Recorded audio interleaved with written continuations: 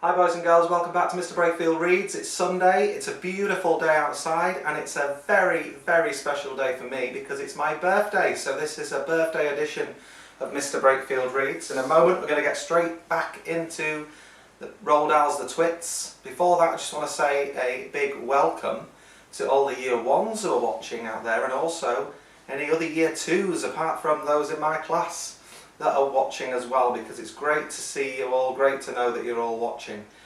Just make sure you check on my YouTube channel regularly, so on a Sunday and a Wednesday, you know that I'll be putting content on the channel. Just check back to see, because I noticed I put something on Friday and nobody's watched it yet, so hopefully you'll watch that video too. There was a special video on Friday because we missed two shows already. Okay, so straight back into the book then, and last time Mrs Twit got a good stretching, she flew up into the sky, she then came crashing back down and Mr Twit got a terrible surprise. He thought that he'd got rid of Mrs Twit, but no, she came down and fell flat on him, even though he was enjoying a nice beer in the garden. So today we're going to read on, and the next chapter is The House, the Tree and the Monkey Cage. But that's enough of that. We can't go on forever watching these two disgusting people doing disgusting things to each other. We must get ahead with the story.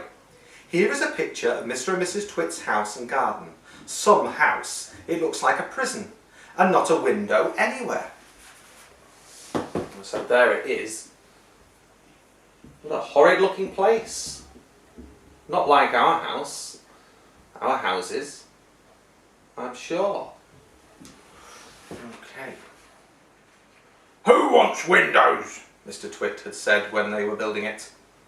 Who wants every Tom, Dick and Harry peeping in to see what you're doing?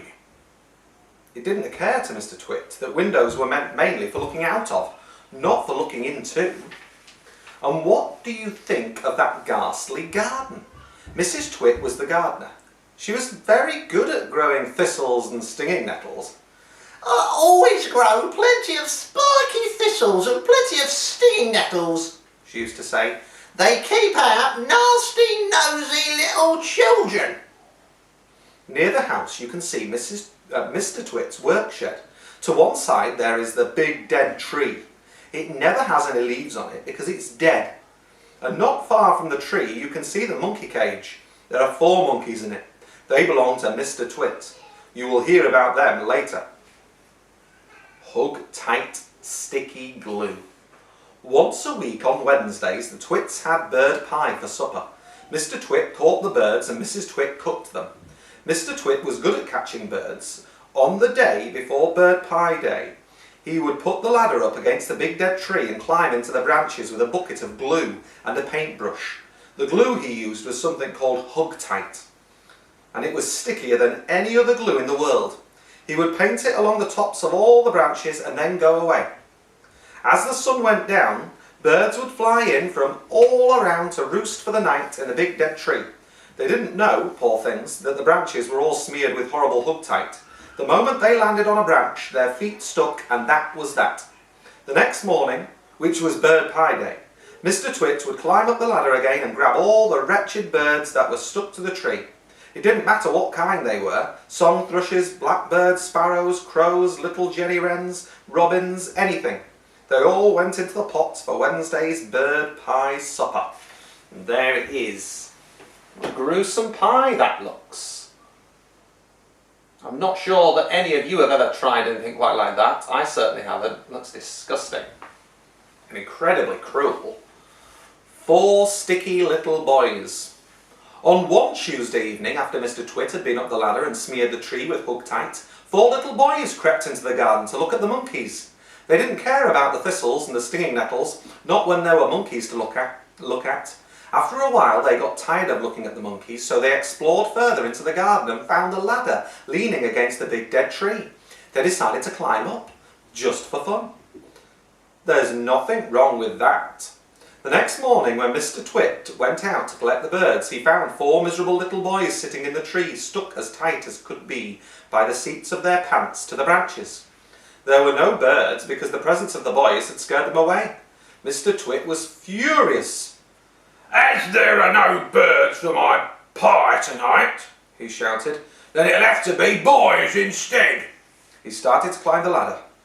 Boy pie might be better than bird pie, he went on, grinning horribly.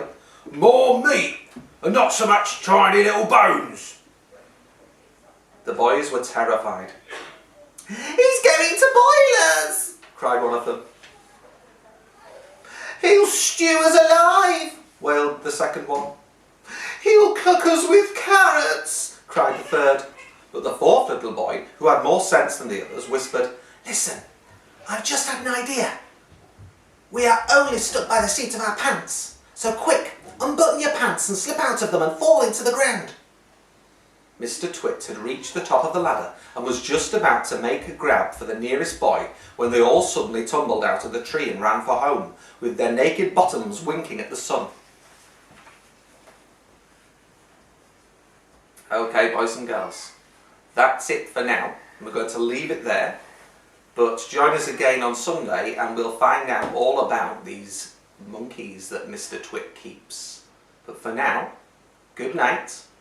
Did I just say Sunday, by the way? I think I might have said Sunday. Join us on Wednesday, I think that should be. But anyway, for now, we're going to leave it there. So, happy reading. Enjoy the sunshine in your gardens. Remember, it's so important to stay home at the moment. Make sure you enjoy the sunshine if you can. And good night.